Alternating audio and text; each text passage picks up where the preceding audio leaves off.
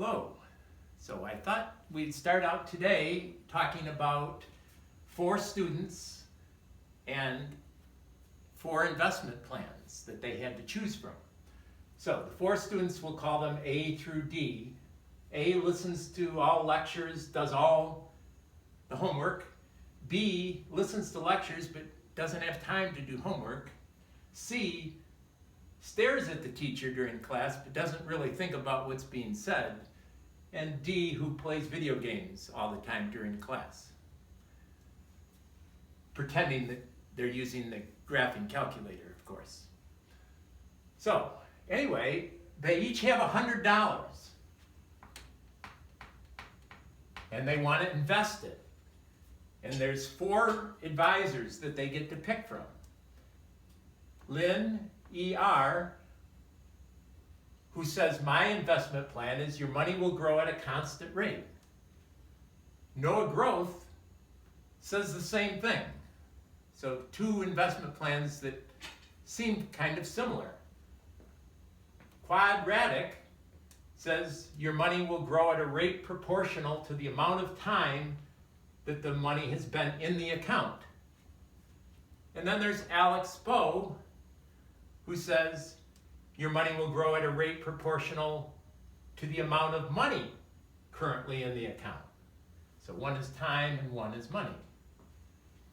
So the students thought about it and they said, I don't really know what is the best decision to make, but I've heard that we're going to take calculus after this year, so maybe at the end of 2 years we can make this decision better. So the investors decided, okay, I'll start investing the money, and at the end of 2 years, I'll show you how much money you have, and then you can make the decision who you want to stay with. So the students went about their work for 2 years, and at the end of 2 years, this is what happened. The money that invested with Lynn had grown from 100 up to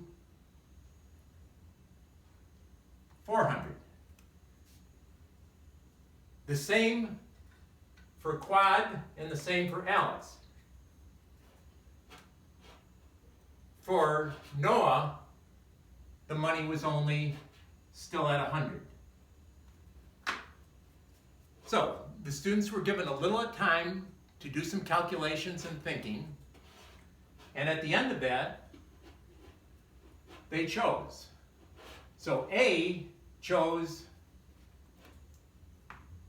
Alex, B chose Quad, C chose Lynn, and D, who didn't really do any D, who didn't really do any calculations, just kept playing video games, said, "Oh, I guess I'll just pick D. Doesn't really matter that much anyway." So at that time, they put their money, stayed in the account that they had chosen, and student A said, I'm going to calculate how much we're going to have at the end of 10 years, at the end of 2009, because it started out at the beginning of 2000, and they wanted to know how much money they would have at the end of 10 years. So student A said, this is just all a differential equation.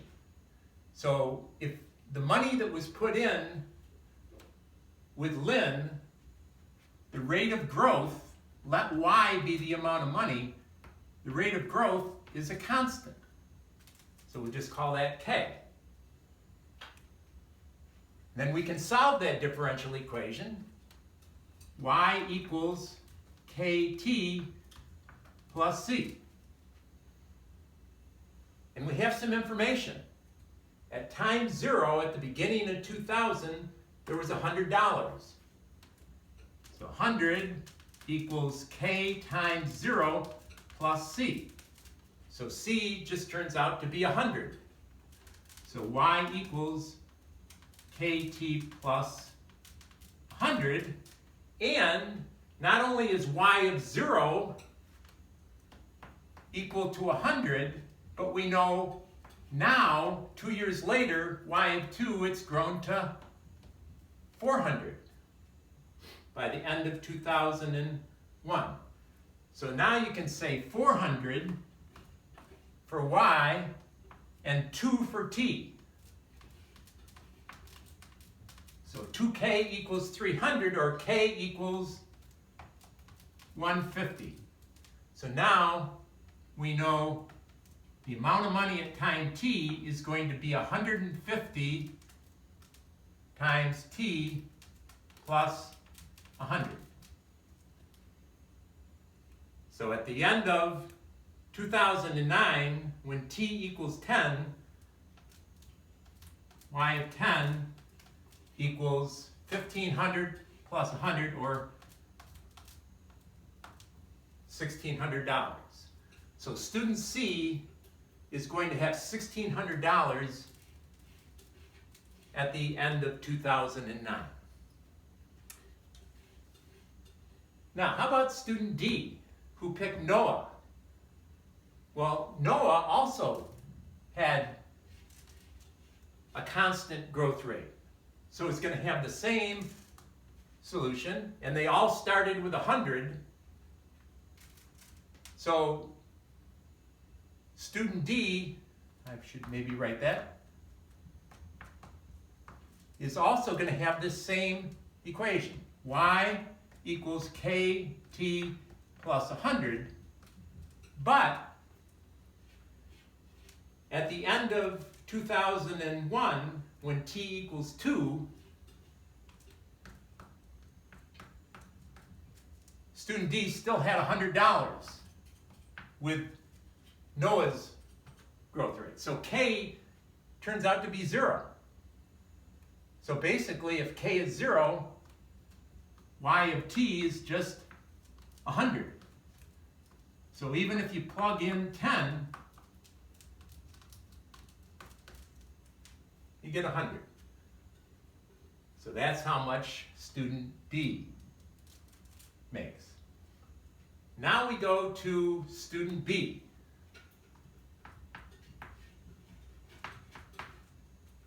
There, the rate the money is growing, dy dt, is proportional, so proportionality constant, to the amount of time the money has been in the account. Well, that's a little bit harder differential equation to solve, but we can still do it. The antiderivative of kt is kt squared over 2 plus c. And also, at time 0, there was $100 in the account, so that means that c equals 100.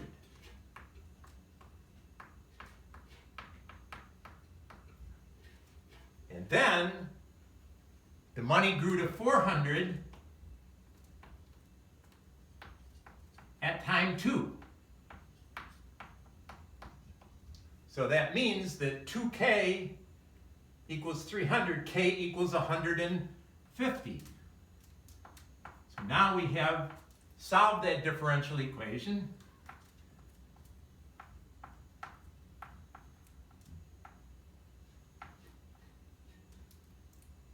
No, sorry. Y of t equals, so since k is equal to 150, it's going to be 75 t squared plus 100. So at the end of 2009, when t equals 10, it's going to be 7,500 plus 100, or $7,600. So far, student B is doing the best. Okay, so student A is now pretty excited because she's now going to pick how she's going to do, calculate. So she says dy dt is not proportional to the time, but proportional to the money, which is y. So ky. But she says now we've got a little bit of a problem.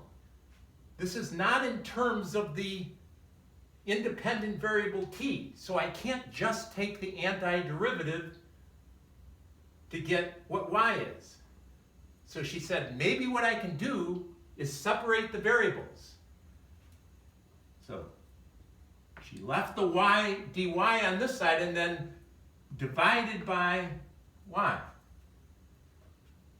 The k was over on this side also, but to get the t's over on this side, she multiplied by dt.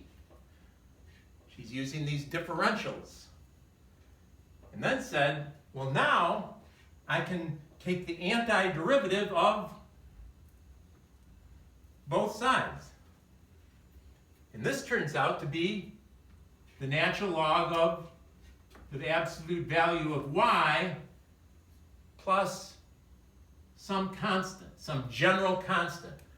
And this side is going to be kt plus also some other general constant. But she said, since these are just general constants, I can bring this one over to that side and combine them together into one general constant. So she did that and just called it kt plus c. But she's trying to solve for y, so she said, I think I better take both sides to the e, or take e to both sides. If this equals this, then e to this power should equal e to this power. And she knew that they were inverse functions, so e to the natural log of y is just the natural log of y. And knowing how exponential powers work, she said e to the a plus b is e to the a times e to the b. And since money is always positive, there's never negative amounts of money, she said we can just call that y instead of the absolute value of y. And since this is just a general constant, we can just call that c. E to the c could be represented by some other constant, just c. Okay, and she's now solved for y, but there's a c and a k in it. But she said, I've got two initial conditions. She said, at time 0, the amount of money is 100.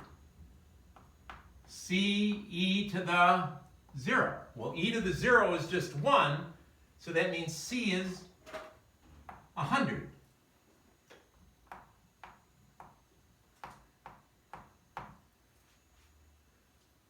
And then she said 400 equals 100 e to the now 2k. So she said we should be able to solve for k now. So she divided both sides by 100, and then to get rid of the e, she took the natural log of both sides. The natural log of 4 equals the natural log of e to the 2k, and the natural log of e to the 2k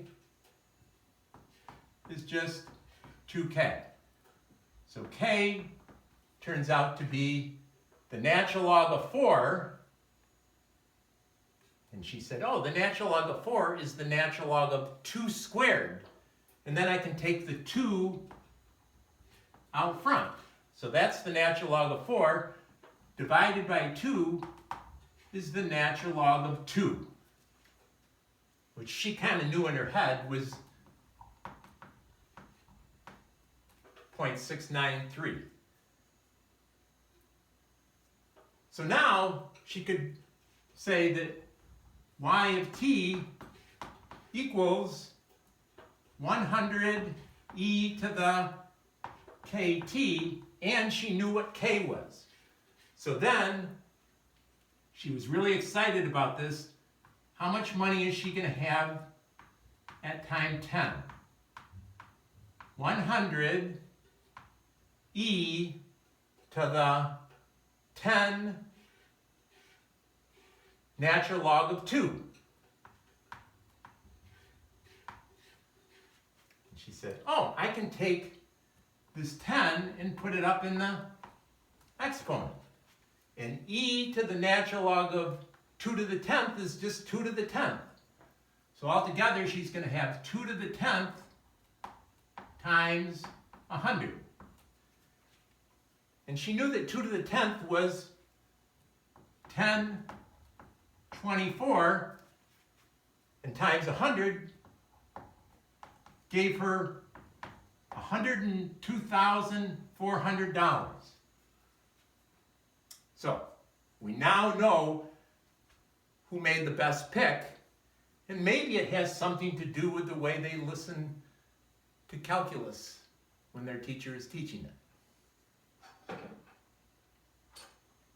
So anyway, besides this experiment, there's something that we learned here that is, in general, something that shows up often in the real world. This assumption that dy dt is directly proportional to how much y there is present shows up often in real life.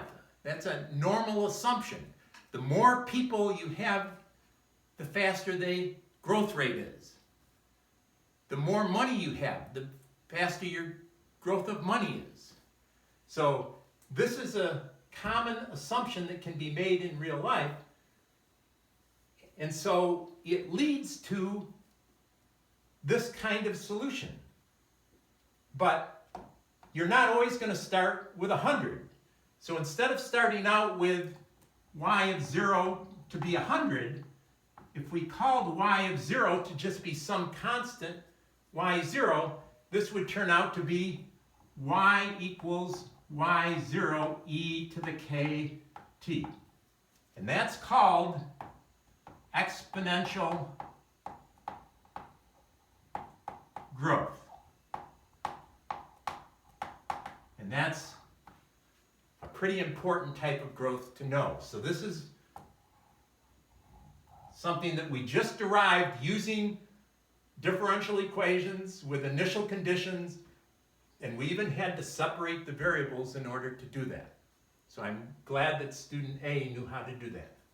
If you want to see how their money grew, here's student D. Started out with 0, and just had a constant linear no growth. No growth gave no growth. Student C with linear went from 100 up to 400 and then continued in a linear growth. Student B with quadratic started out here, got to here, and then had a quadratic growth, t squared. And then student A started out at 100, went to 400, but then had exponential growth, which went up like that. So it gives you some idea what those growth rates look like. And this kind of growth rate, this exponential growth rate, that would be just one example I could give you really quickly, is if you put money in a bank, and if you were given this rate of return, if that was your K, so that the rate of growth of money was not just directly proportional to the amount of money, but they gave you what the proportionality constant was, that would say that the bank was giving 69% interest. I'd like to go to that bank myself. But if you put money into a bank and it's compounded continuously, that would satisfy this differential equation, and that's how you could find out what your investment would grow to.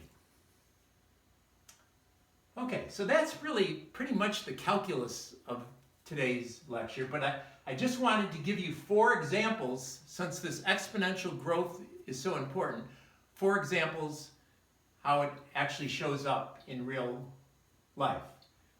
So the first one has to do, and these are fairly accurate numbers I've got up here. The world population in 2000 was 6.14 billion. In 2010, it had grown to 6.957 billion. What would someone in 2010 predict the population to be in 2020, right now? So, because the number of people, the rate at which they grow is directly proportional to how many people you have. The growth rate is higher in India than it is in Kansas because there's more people per year growing. So we can say dy dt equals ky. Now we could do like student A did and resolve this differential equation, but we already know that this assumption leads to exponential growth. So we know it's y equals y0 e to the kt. And then we just have to find out what y0 and k is. Well, in this case, we know that y0 is, at time 0, there was 6.143 billion. So you could say y equals 6.143 e to the kt. And then we knew by 2010, so that would be when t equals 10, it had grown up to 6.957. So all you have to do, in place of t, put 10. Now I don't want to go through all the calculations, but just quickly show you what you would do. You would divide both sides by 6.143. To get rid of the e, we would take the natural log of both sides. So I take the natural log of this number, that gets rid of e, and then divide by 10, and that would give you what k is. So this is just all a calculation you can do pretty easily on your calculator. So now, to predict what we're going to have in the year 2020, what you're going to do is go back to this equation, and now you can either start at 6.143 or 6.957. So let's start at, say, y0 is 6.957, and you want to know what y 10 years later is going to be. So we just go e to the, and we just go 10 more years, so it would be 10k. And we now know that k is this number. We've already figured out what k is in this situation. So when you actually do that, you get 7.795 billion people. That's what the prediction would have been 10 years ago. And just to show you what it is right now, it's 7.879. So it actually did a pretty good job of predicting, and I think it actually did a little bit better because these numbers were taken more from the beginning of the year. So this probably would have been even closer to that.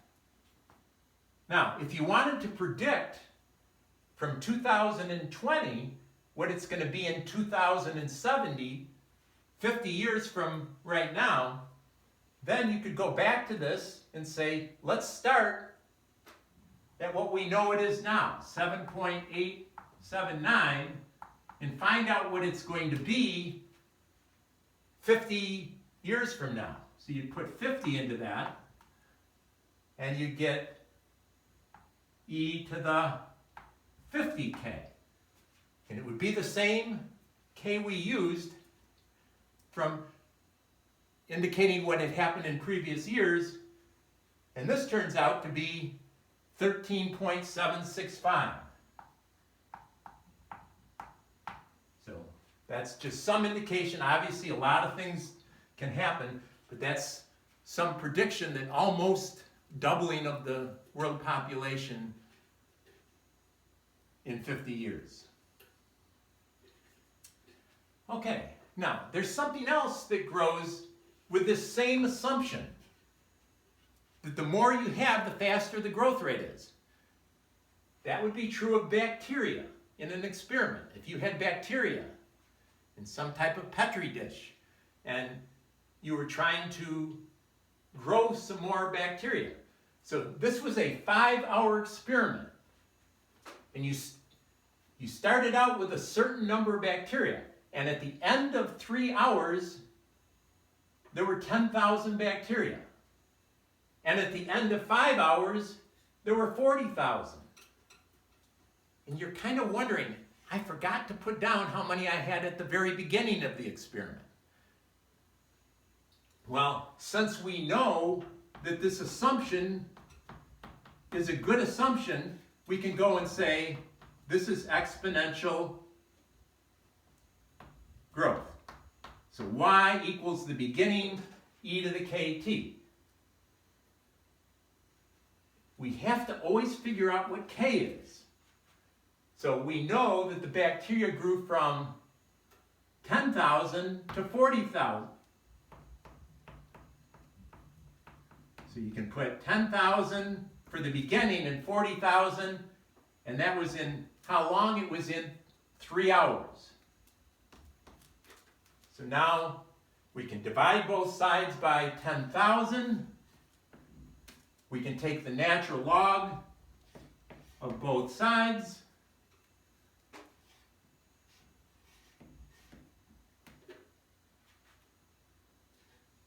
Oh, I think I did at the end of 3 hours and the end of 5 hours. So that was only a 2-hour period. Sorry. So that would be 2k. So k would be the natural log of 4, which we looked at earlier is 2 times the natural log of 2 over 2. So k just turns out to be the natural log of 2. So now we can go back and say, in that first 3-hour period, how far did it grow? So it grew to 10,000, and it started with y sub 0 e to the kt. But it did it in 3 hours. So we can put 3k. But now we know that k is the natural log of 2. So if we just take this 3 and put it up in the exponent, e to the natural log of 8 is 8. So this just turns out to be 8y0. So y0, what we're trying to find is 10,000 divided by 8, or 1,250 bacteria. So we found out how many we started with. Okay, let's jump to an electrical circuit. In an electrical circuit, if you have a capacitor, and that capacitor has voltage put across it, it stores that voltage. But even if you take the electricity away from there, the capacitor doesn't immediately get rid of the voltage. It stays there, but the rate of change of voltage satisfies this differential equation.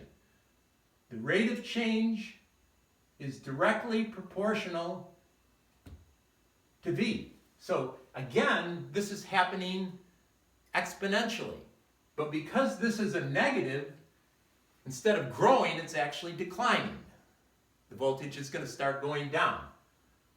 But it's still y equals y0 e to the kt. So what you'd like to know is how long is it going to take to go to 10% of its original voltage? So let's say the original voltage is y sub 0, this is going to be 10% of that. And we know what k is. This is the proportionality constant. So I can just go negative 1/40th t. Well, if I divide both sides by y sub 0, and then take the natural log of both sides, all I have to do to get t is to multiply negative 40 times the natural log of 0.1. And that's not going to be negative because anything less than the natural log of 1 is negative. So negative times a negative is a positive. And I did this on the calculator, and it turns out to be approximately 92 seconds. So it takes about 92 seconds to get to 10% of what it originally was. So you do have to be a little bit careful with capacitors. In old television sets, if you turned off the power on a television set and you happened to have the back of the TV off so that a capacitor was showing, if you turned the power off, but then within 5 seconds or 10 seconds touched that capacitor, you very well could be electrocuted. So that was something we had to be careful for. Now, with transistors, that is no longer a big problem, but still, that's something, capacitors still show up in many electronic circuits, so it's something you have to be careful for, that it does take 1.5 minutes for it to get down to here. Now with 10%, it probably would just shock you. Okay, let's do one more. Quite a few years ago now, there was a terrible nuclear accident at the Chernobyl nuclear plant. And we're wondering, how long is that nuclear material going to stay around? So, plutonium-230, a plutonium isotope, suppose 10 grams of that was released in this accident. We're curious how long it will take for that to get down to 1 gram. Well, it turns out that the rate of change of a nuclear material is directly proportional to the amount of nuclear material present.